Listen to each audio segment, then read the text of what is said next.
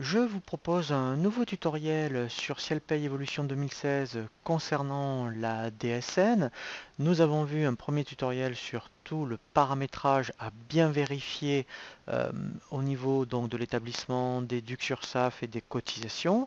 Nous allons voir donc un premier tutoriel sur ce que l'on appelle les signalements par rapport à une fin de contrat, puisque maintenant, à partir de janvier 2016, dès que vous aurez une fin de contrat, il faudra automatiquement faire ce qu'on appelle un signalement fin de contrat dans les 5 jours ouvrés qui suit cet événement pour qu'après, effectivement, lorsqu'on verra le tutoriel sur la DSN mensuelle, ça soit bien pris en compte. Donc, nous allons voir donc comment sortir un salarié. Donc ça ne change pas sur la procédure de sortie par rapport à ce qu'on a vu sur le tutoriel gérer le départ d'un salarié, mais nous allons le refaire pour voir effectivement comment en janvier 2016, eh bien, ça va être pris en compte dans la DSN. Donc je vais faire avec l'assistant une sortie salarié. Donc je vais déjà me cliquer ici, vous voyez, sur salarié. Et ici, je vais donc cliquer sur le bouton sortie salarié. Je vous conseille vraiment maintenant de passer par ce bouton, puisqu'en fait vous avez un assistant et sincèrement c'est le plus simple. Donc là c'est ce qu'on va faire. Donc je vais choisir un salarié. Donc ici je fais afficher tout. Donc je vais prendre mettons Madame le cadre. Voilà. Donc je vais dire qu'elle sort le 23 novembre par exemple. Je vais dire une démission. Ici, je vais dire qu'est-ce que l'assistant doit me guider à faire. Donc, c'est-à-dire qu'il va me guider à établir le dernier bulletin de paye, le certificat de travail, le solde de tout compte, et que vous voyez maintenant, eh bien, il y aura ce qu'on appelle la DSN fin de contrat. Donc, je fais OK. Donc, DSN fin de contrat, hein, c'est ce qu'on appelle un signalement fin de contrat. Donc ici, alors par défaut, il y a une seule rubrique d'indemnité de congé. Vous pouvez ici insérer toutes les rubriques de départ que vous avez besoin d'insérer pour faire le bulletin de sortie. Donc moi je vais laisser celle-ci par défaut. Je fais terminer.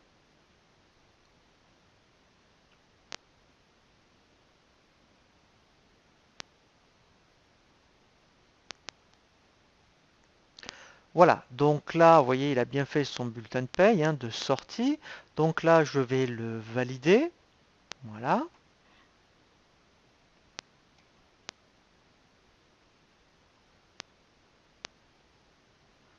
Voilà, donc là, comme indiqué, il va me réaliser tous les documents administratifs de sortie. Donc là, je vais fermer. Voilà, donc là, en fait, il me propose maintenant l'attestation Pôle emploi dématérialisée.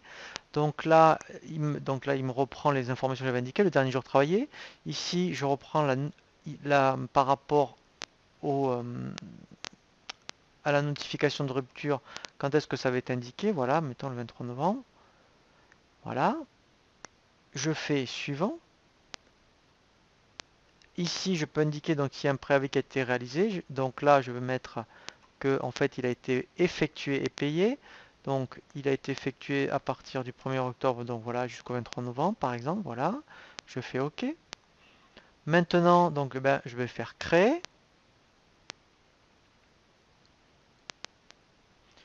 Et là, en fait, il va me lancer maintenant, et bien effectivement, l'utilitaire pour générer la DSN fin de contrat. Donc, je parle bien de signalement fin de contrat. On verra après comment générer la DSN mensuelle.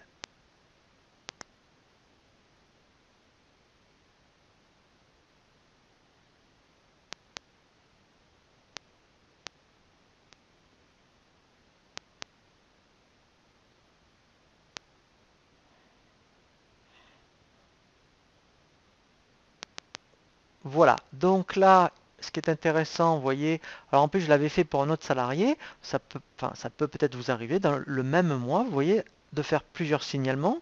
Donc là, comme il n'est pas en gras, ça veut dire que celui-ci a été traité. Donc là, en fait, je vais sélectionner le salarié pour lequel je veux faire un envoi, un signalement. Donc, alors là, il se trouve que c'est le même jour, mais dans le même mois, en fait, il faut le faire dans les 5 jours ouvrés par rapport à la date où a lieu l'événement. Donc là, j'aurai droit, mettons, jusqu'au 28 novembre. Donc là, au moins, ça vous permet de voir tout l'historique. Vous voyez, c'est pour ça qu'ici, c'est bien indiqué, les DSN fin de contrat.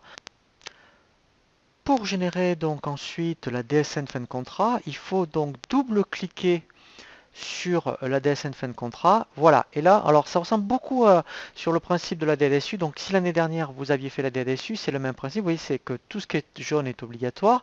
Alors pour gagner du temps, vous voyez, vous pouvez lancer cette petite utilitaire de contrôle. Vous faites contrôler. Là, il y a sûrement des erreurs. Voilà. Donc là, en fait, hein, voilà. Alors ici, vous voyez, alors c'est bien parce que voilà, donc là, alors c'est pas méchant du tout, hein, voilà.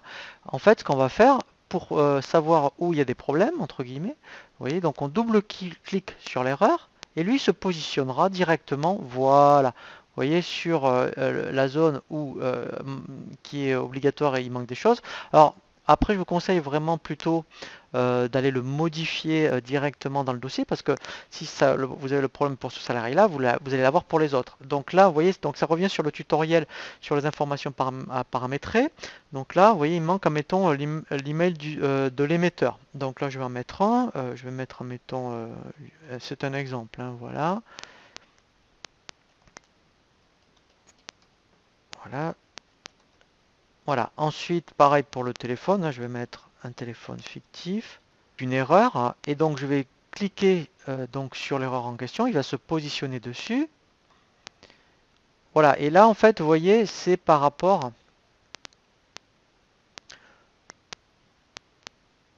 au contrat de prévoyance. Donc vous voyez, hein, d'où l'intérêt de bien indiquer, donc comme on a vu dans le tutoriel sur les informations à vérifier, les contrats de prévoyance. Donc là je vais mettre un numéro de contrat, par exemple, hein, voilà, c'est complètement fictif. Et là il faut mettre, admettons, vraiment une mutuelle. Voilà, donc pourquoi pas, je vais mettre celle-ci. Voilà, donc j'ai corrigé toutes les erreurs qu'il m'a demandé. Je refais un dernier contrôle. Donc là je vais demander à régénérer la déclaration. Une fois que vous avez donc corrigé toutes les erreurs, et bien après, vous n'avez plus qu'à cocher donc le signalement fin de contrat pour le salarié en question. Vous faites envoyer. Voilà, donc là, je fais oui. Donc moi, ici, je vais faire autre emplacement. Sinon, vous indiqueriez, je reprends. Sinon, vous indiqueriez je déclare en ligne pour donc qu'il se connecte directement sur NetEntreprise. Vous indiquez donc votre nom, prénom et le SIRET pour qu'il vous reconnaisse. Donc là, moi, pour pas qu'il compte le nombre de flux, donc il faut le mettre en mode test dans un premier temps puisqu'il faut attendre un retour après de NetEntreprise. Ici, donc je vais la mettre sur le bureau par exemple. Voilà, je vais l'appeler, donc je l'avais déjà appelé test. Voilà. Voilà, donc là c'est normal, je le remplace. Voilà, et là après, donc moi je la mets donc sur le bureau, et après je n'ai plus qu'à donc aller sur NetEntreprise hein, pour l'envoyer. Voilà, donc là on a vu, alors je précise, c'est ce que l'on appelle des signalements fin de contrat. On n'a pas encore envoyé la DSN mensuelle. Après on verra ce qu'on appelle les DSN arrêt de travail. Une fois que vous aurez donc un retour positif de NetEntreprise pour renvoyer donc le signalement en mode réel, eh bien vous irez dans le menu traitement, ciel déclaration sociale, DSN, voilà, et suivi des DSN. Ensuite, eh bien, vous irez donc sur DSN fin de contrat, vous redouble-cliquerez sur donc la déclaration que vous aviez faite. Voilà, vous n'aurez plus donc à faire envoi, vous réindiquerez les informations, autre emplacement, et là vous la mettrez en mode réel. Voilà, hein. Donc voilà donc vraiment je dirais toutes les étapes hein, pour faire ce qu'on appelle un signalement fin de contrat. Donc maintenant nous allons voir le même principe hein, pour ce qu'on appelle les signalements arrêt de travail.